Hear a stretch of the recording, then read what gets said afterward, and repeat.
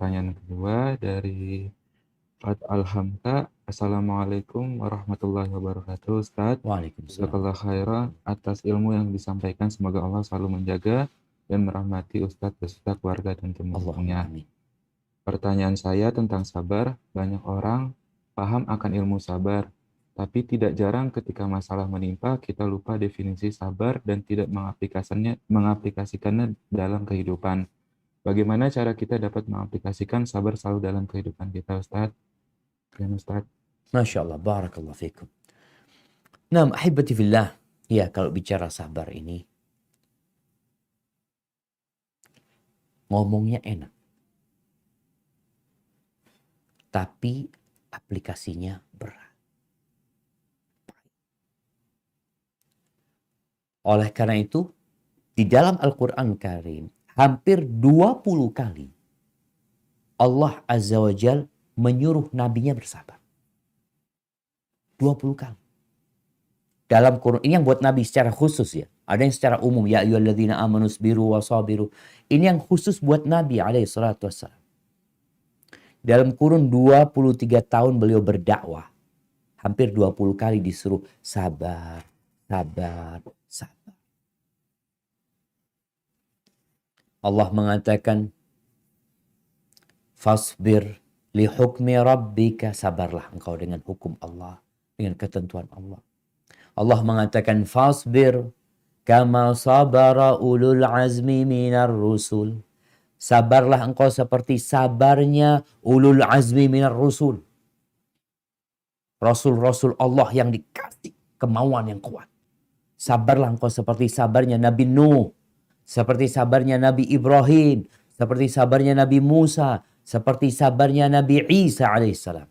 Jadi memang kita yang punya ilmu sabar itu kadangkala nggak sabar. Maka perlu diingatkan.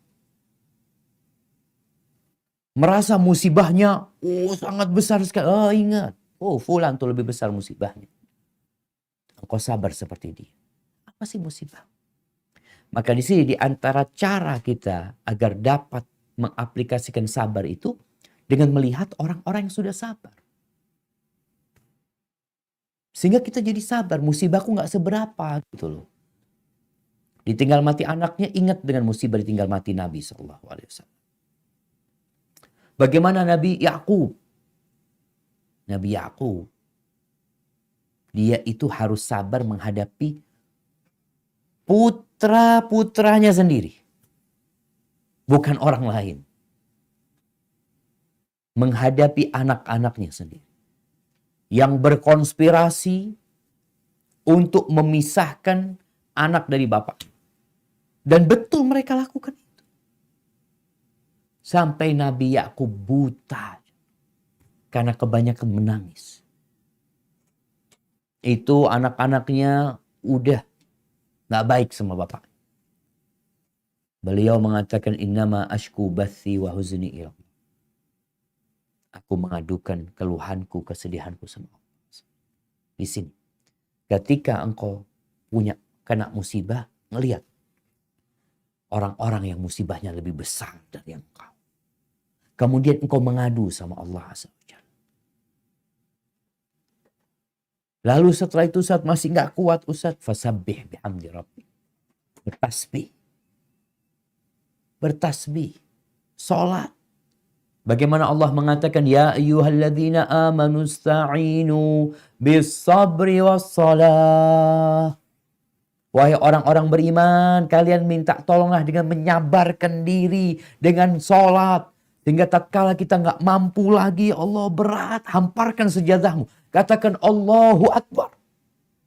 Begitulah Nabi alaihi salatu wassalam. Ketika ada musibah yang menimpa. Idza hazabahu amrun fazi'a ila sholat. Ketika ada masalah yang menimpa, beliau larikan ke sholat. Kita ini kadangkala kena musibah yang ada pikiran-pikiran buruk. Engkau harus berbaik sangka sama Allah. Bukankah Allah kalau cinta sama hambanya Allah kasih musibah? Bukankah musibah ini menghapuskan dosa-dosamu? Mengangkat derajatmu? Berarti musibah ini nikmat anugerah dari Allah Azza wa Jalla. Sehingga orang itu bisa naik dari sabar, naik menjadi ridho.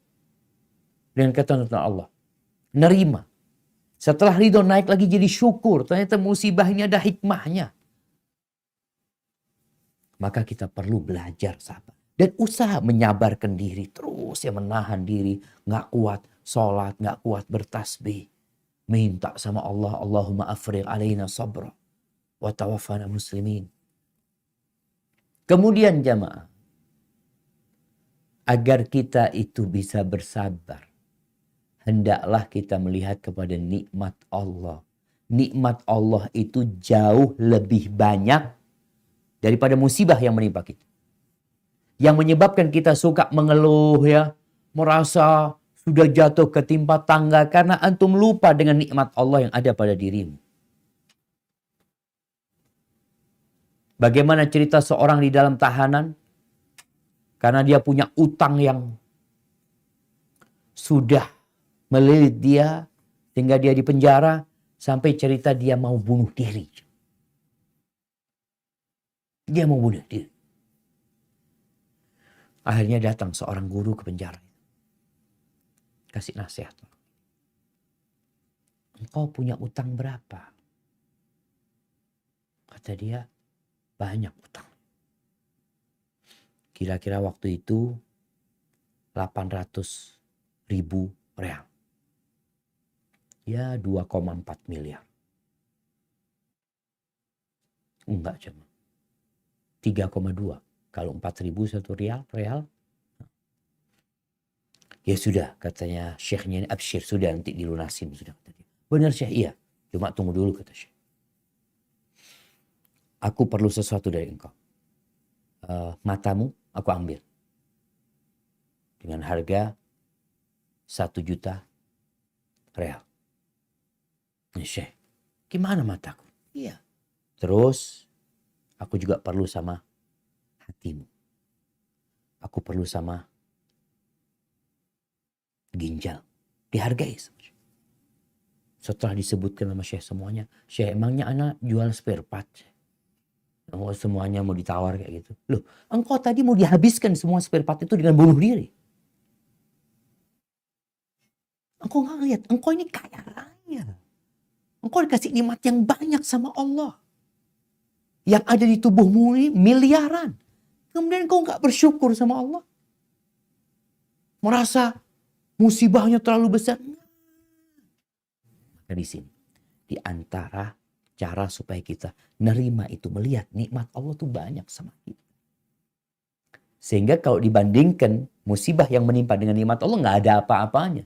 Bagaimana ceritanya Urwah ibn Zubair, seorang tabi'in, ketika dipotong kakinya karena penyakit. Kemudian anaknya meninggal bersamaan dengan itu. Dia mengatakan kepada Allah, ya Allah, engkau berikan kepada aku 7 anak. Yang kau ambil 1 ya Allah. Artinya lebih banyak yang Allah sisakan. Ya Allah, engkau kasih aku 4. 2 tangan dan 2 kaki. Yang kau ambil 1. Yang kau sisakan lebih banyak. Ya. Di sini orang akan naik dari sabar jadi ridho. Kemudian bersyukur ketika melihat di situ dihapuskan dosa, diangkatnya derajat dan ketahuilah. Bisa jadi ada tempat di surga. Yang tinggi buat engkau. Yang gak bisa diraih dengan amalanmu. Gak cukup amalanmu untuk ke sana. Maka Allah kasih bala. Sehingga kau bisa sampai ke derajat itu. Maka tetap berbaik sangka sama Allah. Hada wallahu a'lam bishawab.